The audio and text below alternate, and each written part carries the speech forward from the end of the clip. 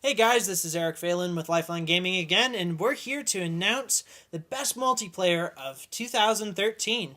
So let's get to it. Number 5 on our list is State of Decay. And I played State of Decay. It's Joe here. I wanted to just say that State of Decay is one of those games that takes this zombie, the zombie survival genre, and gives it a little bit of a twist. Not too much, but enough so that when you play multiplayer, it becomes a lot more fun. As a lot of you know, when you play State of Decay, you have a massive world to explore, and lots of zombies to encounter, like hordes migrating through cities. It's really great. But when you play it with a friend, and although to be said, like, this isn't a game that has massive multiplayer with players all over the map. Usually, you just play with like your party of individuals. That's when it gets really fun, because you get to experience what it's like, how your friends play zombie horror games, and see if they can survive at all. So that's what I have to say about State of Decay. Have anybody else played it?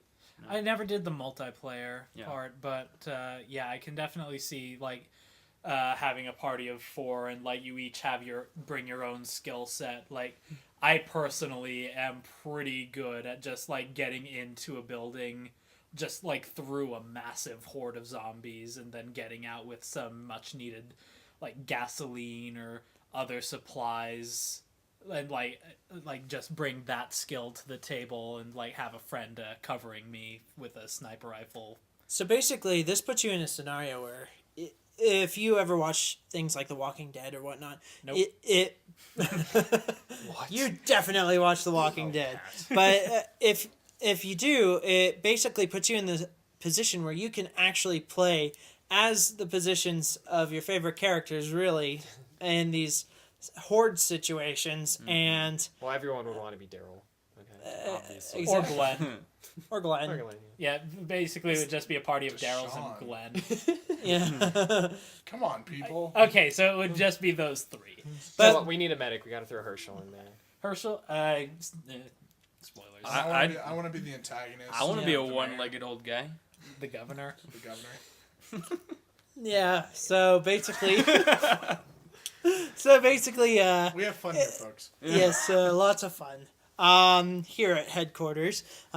So basically, with State of Decay, you really get to play and survive a zombie situation, a zombie invasion, as it were, zombie apocalypse. And it really, what I really like is also that it takes the elements of what you need to do to survive, and it kind of puts it into a good perspective if you're playing multiplayer. It's obviously a real life training scenario. I'd use it. Every zombie game is. Definitely. So, except for Resident Evil. On that note, let's segue into our number 4 multiplayer of the year. So number 4 is Call of Duty Ghosts. So who wants to talk about that? We talked about Call of Duty Ghosts in our shooters. If you listen to that, and if not, then go back and watch these in order. But anyway, hint, hint. In that one, we just talked about how Call of Duty Ghosts in multiplayer just fell flat in so many ways. I mean, to start, it was just another Call of Duty. Yeah. It is just seriously copying and pasting everything from the old games. There are even less weapons in this game than in other games, than other Call of Duty games, but it's not without reason. Each one does perform uniquely. It's not like Battlefield 4 where a few shotguns have literally identical stats, it seems. Every weapon does perform in its own unique way, but considering that this is a Call of Duty game and every bullet will kill you instantly no matter where it hits, it doesn't really matter what you're using. You could be using the weakest SMG and shoot somebody across the largest map in the game and kill them in 2 shots. Although, to be fair, Pat has been known to say hyperboles. But I'm not. But the thing is, with Call of Duty Ghosts, I guess the way you can look at it is why fix something that ain't broke? It's a system that has worked, and honestly, they did create another game that had a few new elements that everyone that enjoyed the Call of Duty games before could enjoy continuously. And also, Josh over in the corner is like, that was me. But basically, it was still nonetheless a really good multiplayer game because it had all the elements that you would look for in a war simulation game that... And I mean, it is there's heated debate here It in is our a team. largely popular multiplayer first-person shooter. And on its high notes, we did discuss earlier, and we'll do it now and dive into even more detail. The perk system, I love how that's redone. Oh yeah, that's probably the best part of Yeah. multiplayer. The perk system is just revamped entirely. Like each perk does one thing. It's no longer like fast hands in whatever that It's like game the perk was. plus or whatever. Yeah, it's no more perk plus. Each one does one thing and one thing only. They each have different point values, and you can have like 7 if you really weak want. perks Yeah. if you really want to, or you could have 2 really potent perks, and like you can really customize your character. I thought that they did that very well. Assigning the point values and naming the ones that would be considered overpowered to be it would take up like a quantity of 3 versus a quantity of 1 for something like scavenger or something. Yeah, it's not like in the other Call of Duty games where you could have the 3 most powerful perks. Yeah. Even 6 if you like in Black Ops 2 if you opted to only have a primary without any attachments and then all the perks. Yeah. One thing we also mentioned, what made it such a good multiplayer game was its speed. Like It is a fast arcade shooter. Yeah, and like that's the part of the fun is like that it is arcade based. You know, it's based for fun, not necessarily realism. Yes. And it definitely delivers on that. Yes. So. Yes. And we were also talking about that Rampage mode. Oh yeah, capitalizes. Yeah. Yep. Capitalizes on that perfectly. Yep. Now another aspect of multiplayer that we didn't get into during our shooters segment is the co-op. Squads. Wait, is that co-op? Yeah, squads Yeah, is co-op, squads and then and extinction. Extinction. And that I would say is very well done multiplayer on Call of Duty Ghosts. I did like Extinction more than the zombies. Me too. Of the past, the reason that I really liked Extinction was because with zombies, you're just infinitely there, and you're no matter what you do, you will die. And what I like about Extinction is that it's an objective-based co-op, Yeah, you can beat it. Yeah, there's a goal Yeah. in Extinction. Yeah, that pretty much There- rounds yeah. off Call of Duty Ghosts there. But so let's move on to number 3 on our list, which is GTA 5. Or Grand Theft Auto 5 if you don't get the GTA. The Yeah. acronym. yeah. The If you're not acronym. actually a gamer but are for some reason listening to this. Yeah. So yeah, Grand Theft So Auto parents, 5. Parents, this is not a GTA game 5 for is kids. definitely not a game for kids, but it's third on our multiplayer or best multiplayer of 2013 list. It is a GTA 5 multiplayer really is fun on a bun. You just go in. Nice. Nice It's analogy. the same big open world as GTA single player, but You're with your there are friends. even more sociopaths with you. Yes, exactly.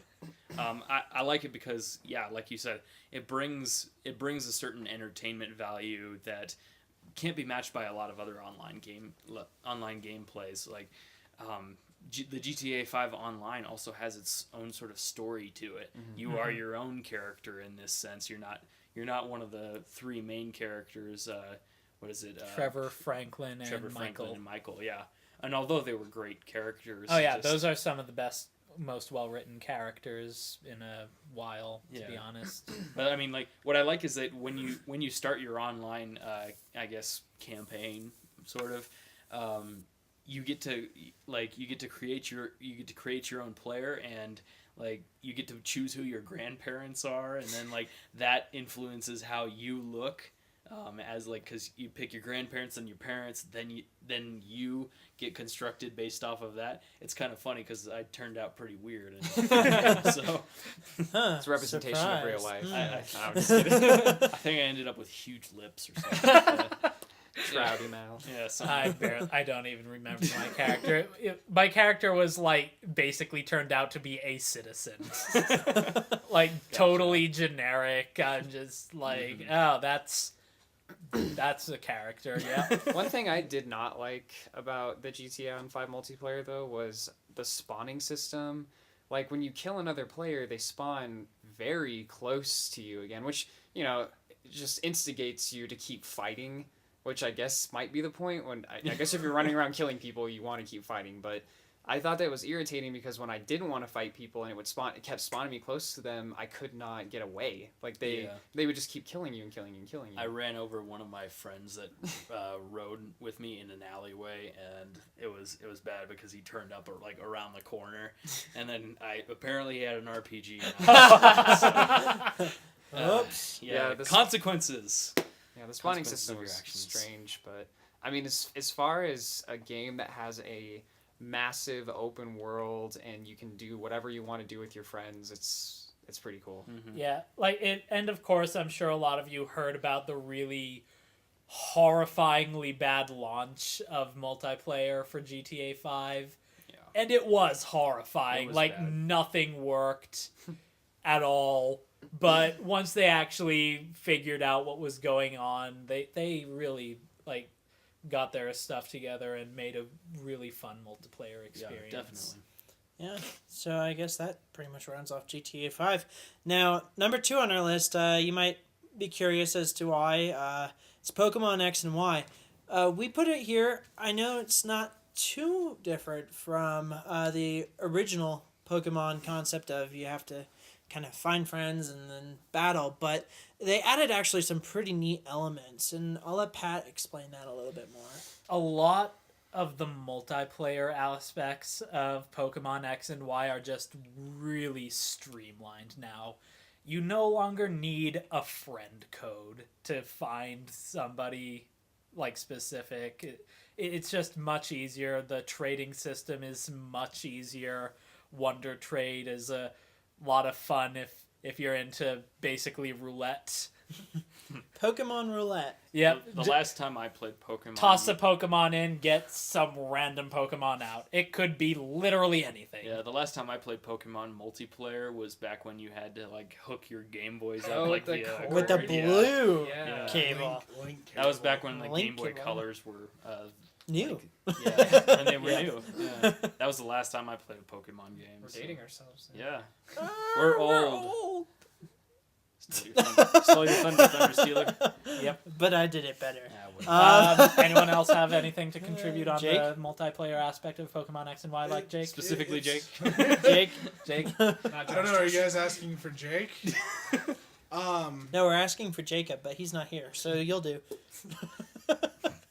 Hi, Jake. Well, the funny thing is, he'd actually have some very good opinions on it. I know. Um, And AJ's not here, so but go. no, I mean Pat pretty much said everything. It's their multiplayer aspect is very streamlined. You don't need the friend code anymore. Granted, if you have that friend code registered, your friends will show up no matter where they are. There are 3 separate categories. There's friends, acquaintances, and then there's just the world. Met people. AKA the basically. nemesis. Well, No. that's what acquaintances are. Acquaintances are anybody who has Pokemon that you have walked past or not walked past, who is currently playing Pokemon in a certain radial area to you will show up in your acquaintances. Wow, it sounds kind of MMO-esque. Yeah, but the world is the world. Once you log into the Wi-Fi, the world will have anyone who is currently logged onto the Wi-Fi world of Pokemon. And you can tap on some random person and just be like, hey, let's battle. That wouldn't Anyway, work. number 1. So, number 1 on our list appeared as number 1 in an earlier list, and that is Battlefield 4. So, Battlefield 4 again took the cake as one of the best the best multiplayer of 2013, and I guess I mean, the key word there, Not I much think, to do is there. besides realism and physics, would be just the versatility of the game. I mean, you're not just a run and gun arcade shooter. You are playing as a team, and if you don't play as a team, you're going to lose. Oh, yeah. It's pretty evident Yeah. who plays as a team. Yes. in any Yeah, place. like if you're up against a good team, you will know Yep. because they will absolutely dominate you if you're not like at least on par with them as a team. Like one squad could do something if you're a really good squad, but you really need to be a team in that game. And it's nice that Battlefield 4 puts you into squads already, like Yeah. so that you can work as a team and you can figure out who's what class of soldier that you can sort of dominate your section of the map. Yeah, and like the way the classes work together in Battlefield 4 is even better than in Battlefield 3. Like you can have a recon spotting enemy helicopters, 4 engineers to shoot down with their laser guided whatever it missiles. is. Yeah. Missiles, rockets, If you're talking rocks, laser guided rocks that you throw at if you're talking helicopters. about strictly when you say multiplayer, if you mean multiple people, this takes the cake. I mean, on next gen and PC, you're talking about 64 people running around on huge, just enormous maps. Yeah. Yeah, it's not like PlanetSide 2. Nothing is that large in terms of multiplayer, but like that's on a scale that's too large, to be honest. Like Yeah. Battlefield 4, like it's big without being too big. Yeah, it's in the perfect proportions. It has the perfect setup as far as this year's concerned, as far as unit control, interaction with other players. Oh, and commander mode. Exactly. Like that's actually a really fun thing to do if you're like not so great with the shooting of people. You can tell people where to shoot at. And I'm sure a lot of people would love that aspect of the game. Yeah, I didn't think I'd like it all that much, but it's really fun. Like sending in a Tomahawk missile and taking out a mobile anti-aircraft that has just been absolutely wrecking my team's air vehicles. The other factor that I feel like sometimes goes a little unnoticed is Battlefield 4's integration of tablets, like for your online multiplayer.